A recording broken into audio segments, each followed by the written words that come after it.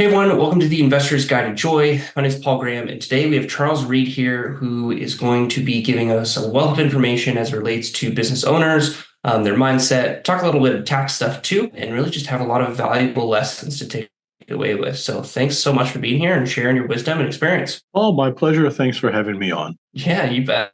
So we had the chance to talk about, a number of things kind of as we hopped on. So one thing I was curious about is you've written a book, right? So I was curious, like, why write a book? Who's it for? But what was that like process like? The main reason why I was curious from your perspective is people oftentimes look at like building a business or writing a book like they're just big things, but they may not know where to start, or they may start but they don't like continue on that path. So just curious to hear, what that's been like for you through that journey. Sure. Well, I get questions from clients and potential clients and people all the time about payroll and employment taxes. So I looked around and there was nothing in the marketplace that was a good reference guide. The only thing out there is the payroll source from the American Payroll Association, and it's $600 and it's designed to train payroll processors to pass their certification. It's Sure. not very approachable. So Yeah. I said, I'll write something. I've written a few other books. So I said, I'll write one. It took 2 years. It was a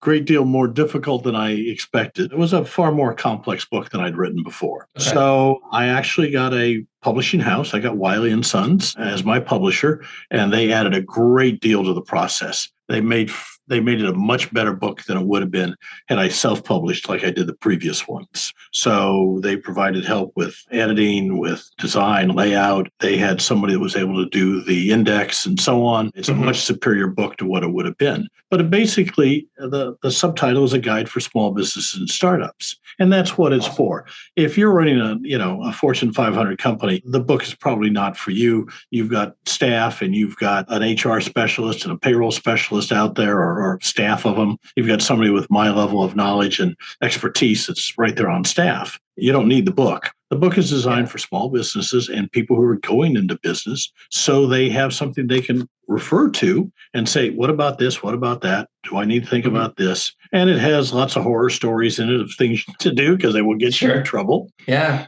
But it runs you through payroll and taxes and what's an employee and what's a contractor and all the variations on that, what's overtime and how it's paid, how you actually run the payroll, and then associated things like handbooks and PEOs and aliens, both legal and illegal. And so I would try to make it as comprehensive as possible. I like to refer to it as, 33 years of wisdom distilled down to 95,000 words. There you go. Yeah, in the process of writing my own book, so I could certainly resonate with a lot of what you shared, and definitely making a guide, right, as you shared for people to kind of come back to and whatnot. One thing I found for specifically like business owners, as a business owner, myself, is like, when would you recommend someone like read your book or get into like the legal or tax sort of details of business? And why I say this, because I've had experiences of starting a company and then it kind of grows and then you're like, oh, well, I'll do that later. Or,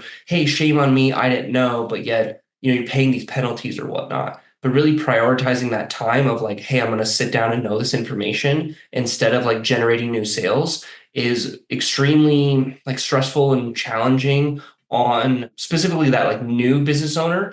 As certainly they grow to like 20 employees and whatnot, they can kind of, delegate it out. But for the individuals of like 0 to 20 employees, if you will, and 20 employees plus, like, when should really business owners be thinking and reading this type of information? Is once they hit like a certain level in terms of like annual sales, or like when they hit an employee number? Certainly there could be like some nuances, but like, when should we like really care about this kind of stuff? When you cease to be a sole entrepreneur, when Okay. you either incorporate or you set up your LLC as a S corporation, you are now an employee. You have to withhold, you have to deposit, you have to do forms. So literally very early on, your CPA that you're working with should be able to clue you in on this and talk to him about it and bring it up. And he'll tell you, well, yeah, now you've filed your S Corp election, you need to start paying yourself. And at that point, you need to understand. But the moment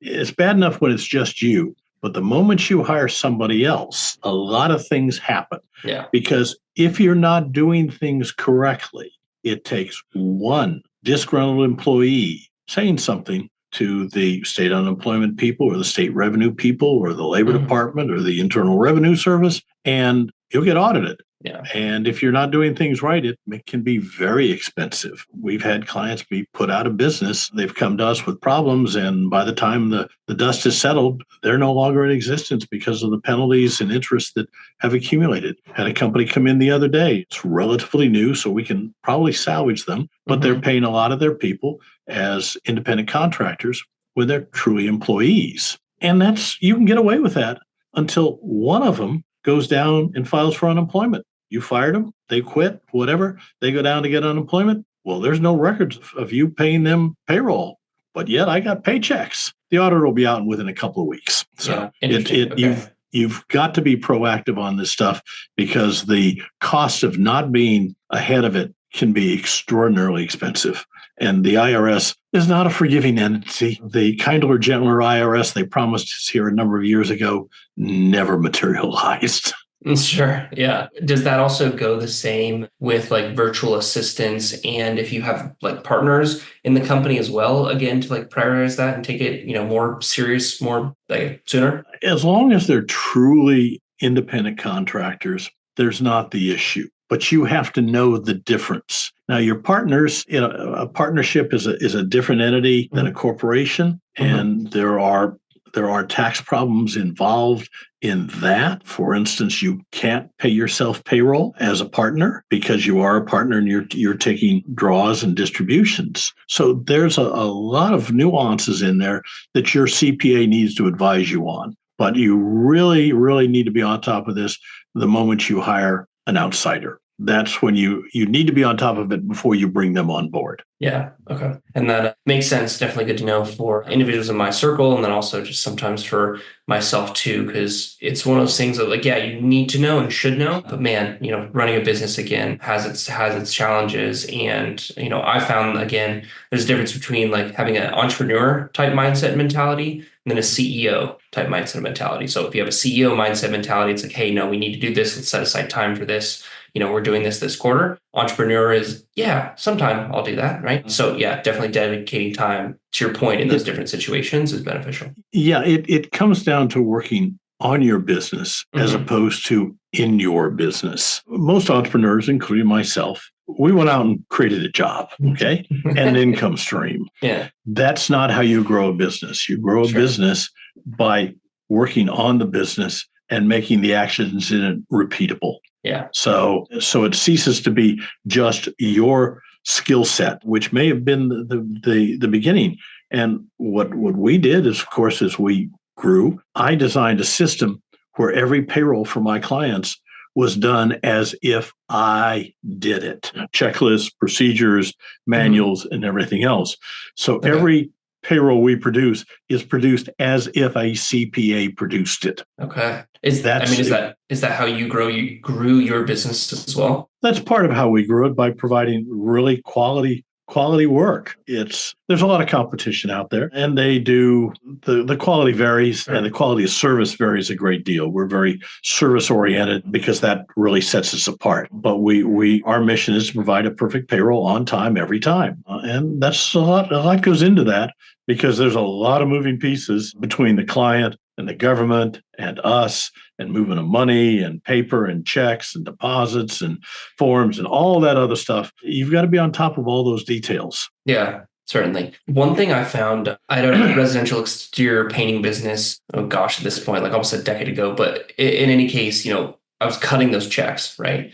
And I found that like the mindset of that was challenging at times, because you have like a limited mindset and a growth mindset. And so you see how like revenue comes in, and then you like, cut checks, right? And it goes down. It's like, man, we need more revenue, right? It's typically, sales cures all, right? So my question is to say, like, as you're, maybe working with people in terms of business owners, et cetera, or possibly even your own perspective, like, what is that maybe mindset shift to go from kind of a consolidated, like scarcity sort of mindset to a growth mindset? Because anytime, at least I personally look at numbers and the numbers go down, I just, start feeling different. Of course. And we all do. growth, profitable sales solves a lot of problems. Yeah, certainly. Profitable, so, you only lose a nickel a piece and we're going to make it up in volume. No, you won't. So you have to be careful on that. But it is a mindset, and you have to look at the business as a business and what you want it to be and where you want it to go to.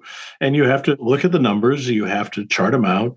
You have to know where your break even is. You have to know what steps and levels and when you need to increase expense so you can continue to increase revenue, because you can't increase revenue forever without taking on more expenses. You just can't do it. It's the nature of the beast. Yeah. So you have to understand that, for instance, in my case, when I hired the first non-revenue generating person, not a salesman, not an accountant. I hired, this was many years ago, a receptionist to answer the phone, talk to clients, schedule things, handle some of the paperwork, filings, all those other things that have to be done. I hired a young lady by the name of Penny, and I found that Penny was a profit center in herself. She gave better phone than anybody I've ever seen. Once she talked to a client, the next time they called, she knew who they were by their voice. She was incredible, and she generated revenue by taking care of the clients, making sure I was where I needed to be when I needed to be, and all those other things that an assistant does. And so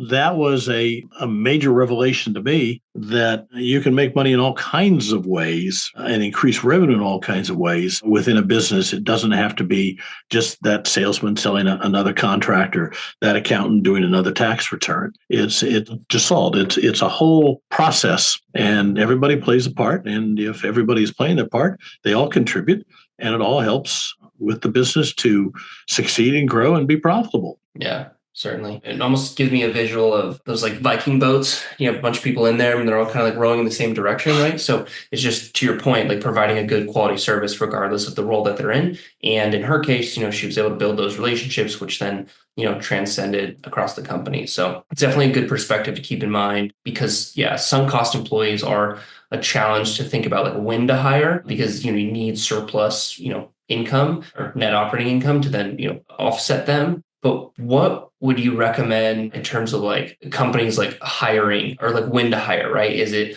like before they have that need, or they have that need and then they do it? Or, I mean, maybe even they're underwater and it's validated they have that need. I've seen this sometimes, and I mean, I've even done this myself at some of my companies, where it's to say like, we have this need, I believe, and there's a little bit of work to do on it. So let's hire someone part-time or full-time, and then they'll just fill their schedule kind of thing, right? But there's also then the viewpoint, a little more dangerous, where it's just like, we're underwater, we need someone full-time plus kind of a thing to come in. So just wanted to hear, perspective again from yourself and potentially the clients you work with, of when, to hire, as like a general rule of thumb, because it may not be the same for everyone. Well, for us, we don't hire people until we have the funds to make sure that we can handle the increased cost. That sometimes means we hire late, and we should have hired sooner. But that's just my mindset. Being an accountant and an analytical type, I'm very parsimonious and don't really choose to throw capital at operating expenses. That's a good way to go broke from my point of view.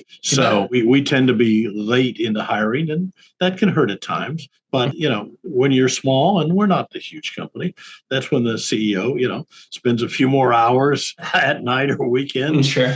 Taking care of things. That's part of being an entrepreneur. You work the hours and you do things that other people can't get to. It's just part of being a startup entrepreneur. Later on, no, you don't. You have staff and you have profitability, and you can afford people and bring in temporaries or whatever else you need. And so, but yeah, that our process is always to wait until we have the revenue and the operating profit to be able to afford that person. That's just our take. Yeah, sure. I appreciate you sharing that. A word that stuck out to me as you were sharing is the word analytical. So I've taken StrengthsFinder 2.0, right, to find out that like my top strength is analytical. I'm curious, from your just, life and business, right? Because you've done a lot of things. Like, what has been like the greatest like challenge, kind of, hang up, what have you, with, I guess, being analytical and the ability to analyze? Real simple. Supervising non-analytical people. Okay. Salespeople, for one. Yeah. I'm very poor at it. I'm not a good people person. When we started the business, my wife was in it with me, and she was a people person. and made much, much better personnel decisions than I ever made. So I was very grateful for that.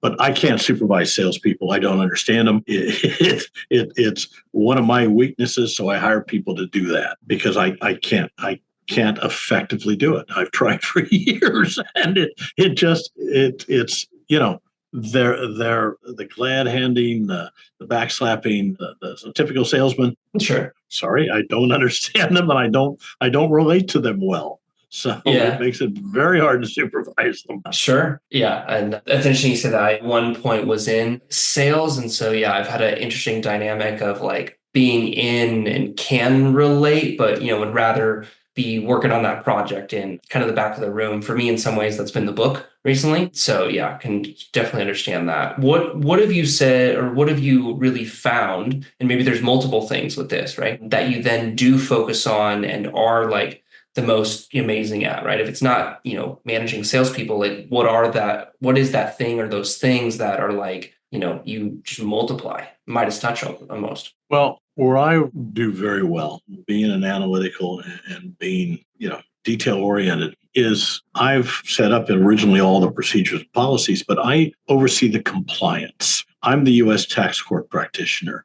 If it has to go to court, I'm the one to take it to court. If it has to deal with the IRS, I'm the one that talks to the IRS. I've been doing this for, over 30 years, and I know how to deal with them.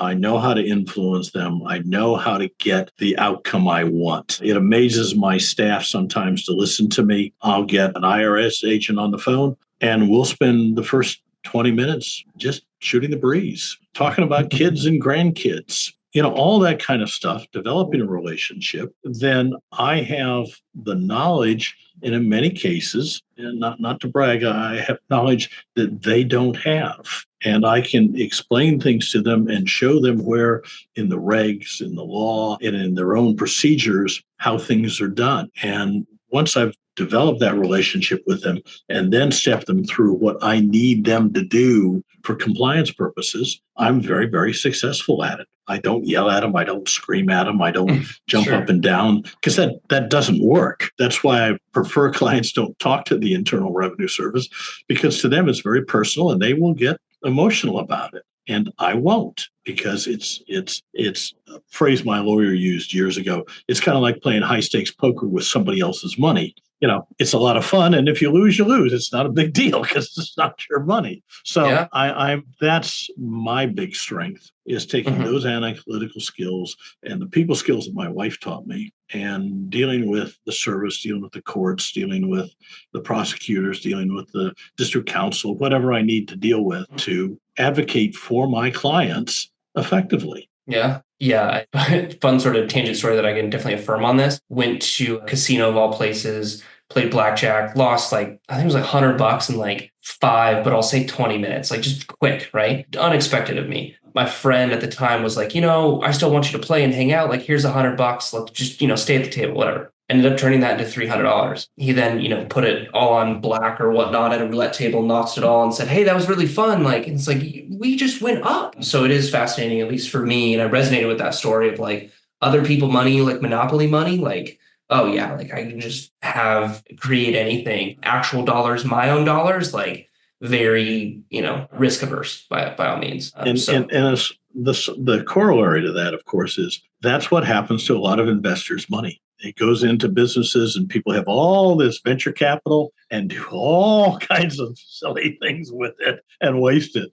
So you've got to be careful, if it's your money that you're giving to somebody else, that it's properly spent. Yeah, certainly. Well, and that's something we do with private placements right now, oil and gas syndication, and then opening up a luxury short-term rental syndication. But fundamentally, private placements or just investments in general, right, is truly about the operator and then the vehicle that it's in. Because you can have the right vehicle, terrible operator. We all know how cars and drivers work. You can have the best car in the world, but if the driver, isn't competent or isn't aware of certain things, right? Like the car is not going to get to the best destination in the, safest, risk averse, amount of time. So that's certainly true. And why some people just stick with stocks and, don't venture into other things that have better returns, that have tax savings and things like that. And which is kind of in some ways something I'm looking to give more information or to people, not necessarily to change their mind, but again, just to like give a different perspective and different options too. Because otherwise, yeah, people just tend to be too like safeguarded with themselves, right? And not maybe hire that employee or invest in that thing or do that thing when, they really could, but it might just be like an emotional or mental block, right? Certainly, yes, do the facts, right? Do the analysis, right? You and I are both on that same page. Excel spreadsheets are, one of my favorite friends. But yeah, it's like I said, interesting to see how, just different people work in some ways. So. But we've all been disappointed at some point in time in our lives by trust we've placed in others. And, True. once burnt, twice shy.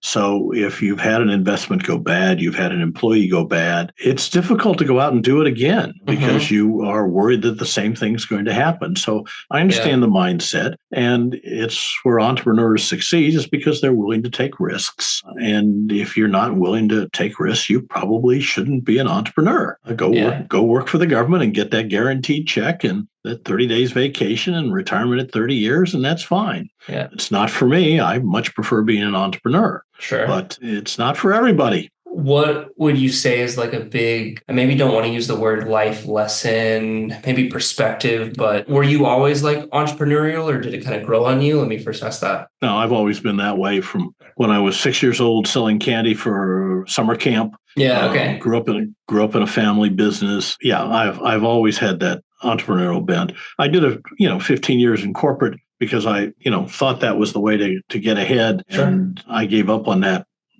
more than 30 years ago and went out on my own. I grew up in a family business, so it was not a big stretch to do it. And I've been very, very pleased that I left the corporate world behind. Yeah.